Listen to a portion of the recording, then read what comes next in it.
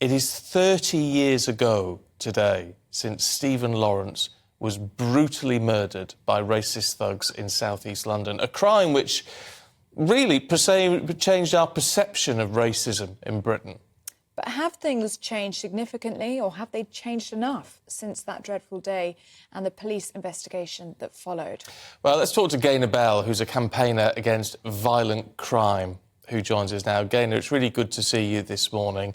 The Stephen Lawrence case was unusual in what seemed like a lot of ways at the time, I guess because it was so overtly racist and that just didn't seem to be taken seriously by the police. Do you think the police attitude has changed in the last 3 decades? No, I don't actually. I think in some respects it's got worse. You know, you only have to look at the news to see how much racist murders are still going on. Not just racist, knife crime, violent crime. I think it's got worse, to be honest. Gaynor, we all know the image of Stephen Lawrence, don't we? It's almost etched in our minds as British people. What is it about this case, do you think, that stays with us? I think, he was an innocent boy, right? Doesn't matter what colour he is, because it happens to all, obviously, because of his race, it stood out a lot more. But it's just the actual, how to explain the horrific way he died. An innocent boy, his whole life ahead of him. And this is what stands out. But unfortunately, it still doesn't get home to young people how important it is not to have that knife in their pocket. But this is why it stands out. An innocent boy doing nothing wrong at all. And obviously, because it's his race, it stood out more.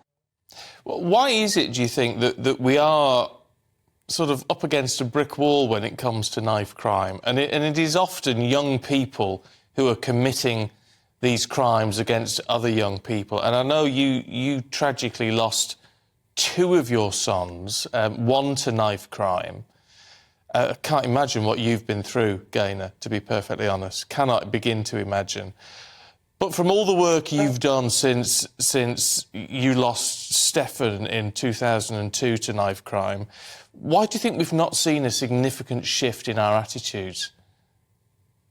I probably did about 10 years. First of all, I started off working with victims who had lost their loved ones. That was going to court in the process. Then I decided that more needed doing to stop young people carrying knives, stopping this horrendous wave of knife crime, and I started going into young offenders. That was secure units that actually house young people for many crimes of, violent crimes. Some of them had actually committed murders as well. I always felt that some of the parents should have been locked up when I heard some of the stories of the way they got brought up. So there's very, very many aspects of how can we stop this.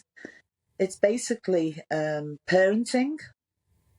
And also, the government give out so much money to charities that is just wasted. When I say wasted, you go into it's education, 100% education. It's no good going into a school, doing a program saying don't carry a knife, going through the whole aspects of what can happen, the ripple effect.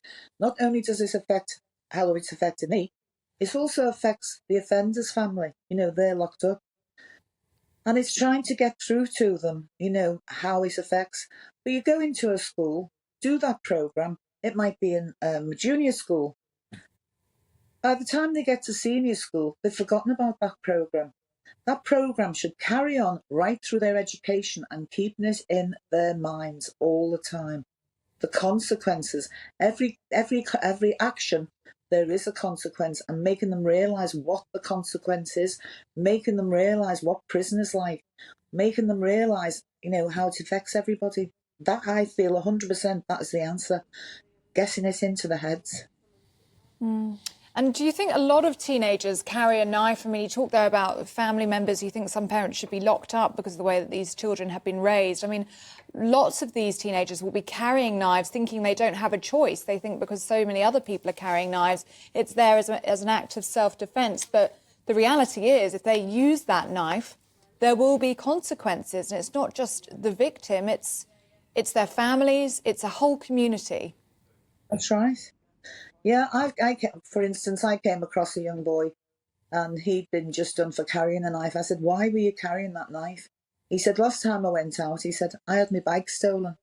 He said, and I got beat up. He said, so I took, and he also, he pulled his trousers down. He'd been slashed on his backside. So he went out the next time. He didn't use a knife, fortunately, but he got caught carrying that knife. I've also spoken to other young people. Why did you go out with a knife? I went out for protection. I didn't mean to use it. I put it up and showed them, thought it would frighten them off. They didn't have a knife. They went to attack me, and that's how I used it. You mightn't have any intention at all of using a knife, but once you've got that knife in your pocket, you don't know what incident is going to be in front of you. You might only be waving it around saying, get away from me. The next thing, you don't even realise you've killed somebody. There's so many ways you can kill somebody. I used to say to young people, where do you think is a safe way to, stab somebody? And they'd say silly things like, oh, in the leg, in the arm. They don't realise by cutting one of those veins, they can bleed out so instantly. And this is what we try and get through to them.